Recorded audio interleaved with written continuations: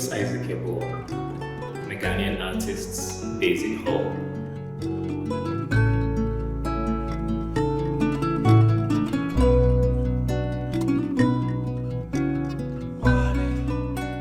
I dwell largely on memories. I believe that memories makes us who we are, and I will slightly borrow from James Baldwin, who said that the past is not even the past, it is the present. So my artworks largely relies on the memories, ancestorship, community, family, things that are indigenous to me and the Ghanaian society in which I grew up in. I believe that as an artist, you have to bear witness. You have to tell the truth to the best of your knowledge. And because of this, I try to use storytelling as a medium. Stories makes us who we are. It's in our human nature. I grew up in a very culturally conscious society. So as a child, I was deeply fascinated by people, objects, names of things. Some names even sounded interesting and funny to me at a point in time. A broken fence, there's this broken wooden fence that I really remember, which had broken as a result of being eaten by termites. A hole in the ground, the sound of drums, the shape of the drums, cooking utensils, the mundane things that we see around. Everything fascinated me. When we were kids, we had the opportunity to attend naming ceremonies, marriage ceremonies, funerals, right? And as a child, you are fascinated by all these things, and you take things as they are. You take them on face value, if I have to put it in that manner. I also grew up in a Methodist church. The church was very structured. The Methodist church was very structured. The structure of the church itself was in the form of a cross, the cross of Christ. The head upward is where the reverend minister and the secretaries and the stewards and the elders of the church will sit, and that was where the pulpit is as well. On the right side, you have the choir and an organization called the singing band. All these groups, societies, will dress in their denominational uniform. On the left side was the leadership of the church, the elders of the church. And from the middle down to the foot of the cross was where extra denominations were: the women's fellowship, the men's fellowship, the youth fellowship, the guild. So they arranged themselves according to groups, and the farther it goes, it moved into the ordinary congregation. And when the sermon was being administered by the reverend minister, there was one thing that I always observed. The women, our mothers, were very attentive. They sat attentively trying to us to, I don't know, I mean, maybe they accepted the message in a specific way. They were more eager to listen to what was being preached. And I always realized that our fathers were more calm. I don't know if they sort of had an internal, conflict or a little bit of, I don't know how to put it, but they were more relaxed, and our mothers were more receptive. And that was a very interesting thing as a child to see. And as the reverend minister is preaching, and it gets to a the place is very quiet and cold, and all of a sudden an old woman out of nowhere would just leap, stand on her feet, and begins to sing an indigenous, traditional Ghanaian song. The interesting thing about it is she starts alone.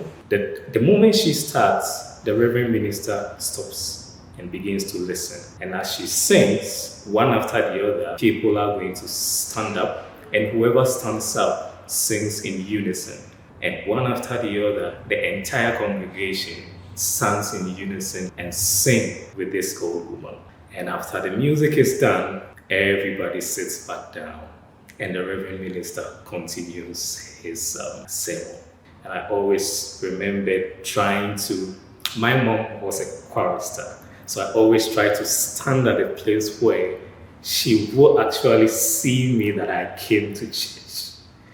And I always remember her trying to hold, her seriousness, trying possibly not to laugh, right? And these are all instances or moments that I picked up when I was growing up. The environment was very open. They had a sort of an open, quiet devotion. Everybody knew everybody. Any parents can correct you as a child if you do something wrong. And another very important influence in my career was that I was lucky to grow up at a time where I had 3 generations of grandmothers alive. My great-great-grandmother was called Nana Ekuya Banye. She was very old. I'm not even sure we knew her age, but she was very old, 100 plus. She didn't speak much, and anytime she spoke about death and how tired she is with this life, and how she cannot wait to leave this earth. Then came my great grandmother. She was called Nana Amma Ajima. Amma because she was born on a Saturday. She was strong, really strong, very old yet strong, and she was a talker. So anytime I visited my family home, she would be there. My great-great-grandmother, who previously was alive, was there. My grandmother would be there, aunties, uncles, cousins, lots of siblings, everyone around. Lots to eat, lots to talk about. And my great-grandmother, on Saturdays, I would go to farm with her. And we will walk miles from home to the farm. And on the way, she will be talking lots of things, saying lots of things. Stories, names of plants. Along the way, she would just say, this is called a champon, this is called that. We finally got to the farm. She could just have a look at this plantain and say, oh, this plantain will be ready in 2 weeks. When she was harvesting the cassava, she knows the one that she can just cut the stem and just pull it out. And she knows the one that she can, after cutting the stem, she has to dig some few holes around because it is deeply rooted before she pulls it out. She had this kind of grace, if I have to say. It was even as though everything in the farm listened to her while she spoke. I learned a lot from her about most of the stories I heard, I learned from her. And we will go to the farm, she will do all she needs to do. Huge farm, knows where to go for what, with just a cutlass in hand and a basket. Right, she can just get anything that she gets. Then when she's ready for us to go home, she will just get me maybe a plank of wood or something to just put on my head, right, so that we can just walk back home. Miles away from home, and this small child and this frail old woman. And there wasn't even a time that I felt insecure or unsafe with her. And when she died, then came my grandmother, who is alive, thankfully. She's in her 70s.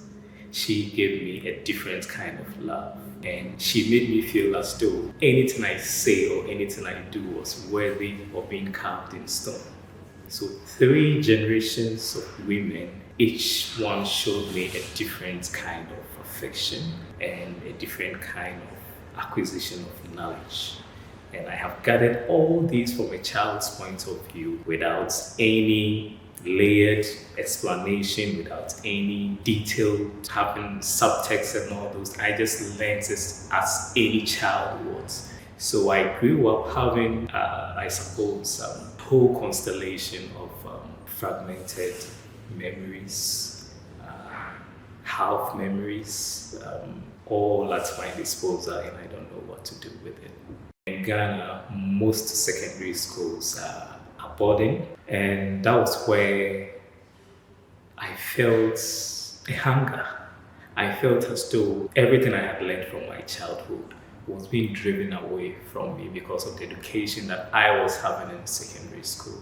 So, in my aloneness, if I have to put it in that way, I felt a bit alone in my thinking, right? And that was where I felt I needed something, the hunger for that indigenous way of life. So how do I come out with these ideas? In what medium can I come up with these ideas? So the drawing came as a result of the hunger that I had for these memories that I had as a child. Thankfully, I had a mundane tool that each and every one of us would have. So anywhere, anytime, any moment, the pen was just always there.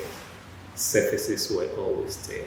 Desks in schools, walls, papers, notebooks, exercise books. All I needed to do was just draw. Ideally, my creative process starts with a question. It always starts with a question. Why? Why did this happen? Why does this happen? How does it happen?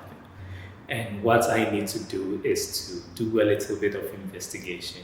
I don't have to do lots of investigation because if I know all the answers, it is going to limit my creativity. It is always about an idea trying to justify its inclusion in the work. I am having a conversation with the work.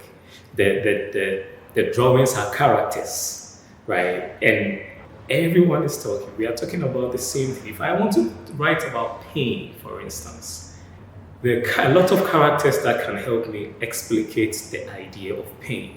But which pain is going to fit for this? So I always have to think about that. Is why the process takes too long, because the image is not already there that I can readily pick.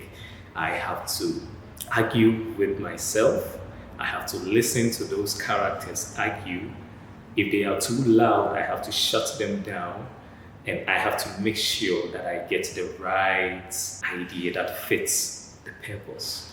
And the language that I also use is very quiet, because if I'm talking about something, I cannot use fire I cannot use fiery language to describe fire.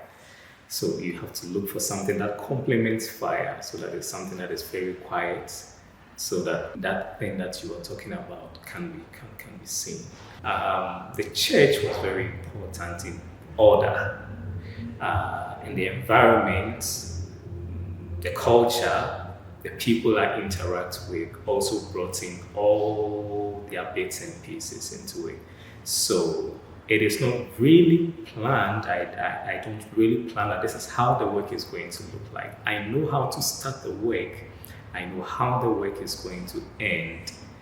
But in between, any character can pop up.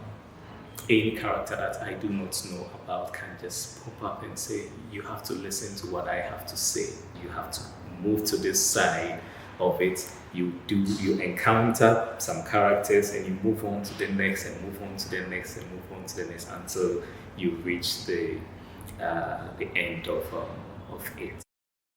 Poetry in Ghanaian society is hugely symbolic. Everything about poets are symbolic. What they do, the functions, their uses in the society, every single activity we take, poets play an important role in it. From childbirth, from domestic activities at home, when we are getting married, poets play a role. When people die, we have something called the Ebusiankruwa, which is the family pots, where we use this pot to keep relics of the dead relative. We can cut their nails, a bit of their hair, and some of the things that were very precious to them when they were alive. Right? We put all these things and we bury them with the person. Even in witchcraft, pots are used. Even the shapes are symbolic. The circular pot talks about the perfection of God, how perfect God is. So every specific activity done in the society from childbirth to death and beyond, pots play important role in there. So for poetry, the idea is there. It's right there. I know what to choose. I know what to pick to tell whatever I want to say. So it's easier to make the pots have conversation with the drawings. Initially, I used to do them in separate, even though a bit of the poetry found themselves in the drawing. They were always in their separate parts. But recently, it's been a very interesting learning experience to inculcate one into the other and make these two different mediums tell the same story.